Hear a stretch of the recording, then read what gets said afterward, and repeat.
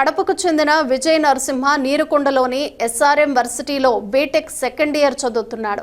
ఓ startup కంపెనీలో ఉద్యోగాలంటూ తోటి విద్యార్థుల నుంచి 1.5 కోట్లు వసూలు చేశాడు.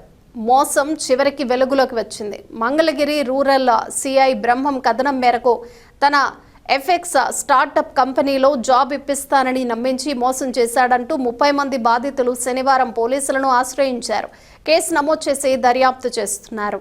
మంగళగిరి నీరుకొండ ఎస్ఆర్ఎం యూనివర్సిటీలో ఒక చీటింగ్ జరిగిందని చెప్పేసి ఒక విద్యార్థి విజయ్ నరసింహ అనే కడపకు చెందిన ఎస్ఆర్ఎం యూనివర్సిటీలో బీటెక్ సెకండ్ ఇయర్ జరిగే విద్యార్థి తోటి విద్యార్థులను ఉద్యోగాలు ఇప్పిస్తానని చెప్పి వాళ్ళ దగ్గర నుంచి సుమారు 1,50,000 రూపాయలు వసూలు చేశారని చెప్పేసి ఈరోజు బాధితులు సుమారు ఒక 30 మంది ఎస్ఆర్ఎం స్టూడెంట్స్ రావడం జరిగింది.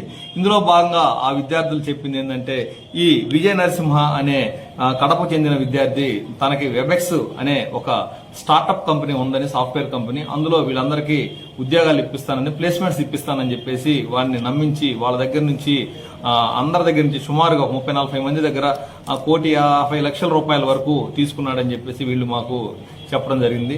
దాని మీద విద్యార్థులందరినీ, ఎవరైతే మోసపోయిన విద్యార్థుల్ని పిలిపించి వాళ్ళని విచారించి వాళ్ళ దగ్గర నుంచి ఒక ఫిర్యాదు తీసుకోవడం జరిగింది. దాని మీద ఎఫ్ఐఆర్ నమోదు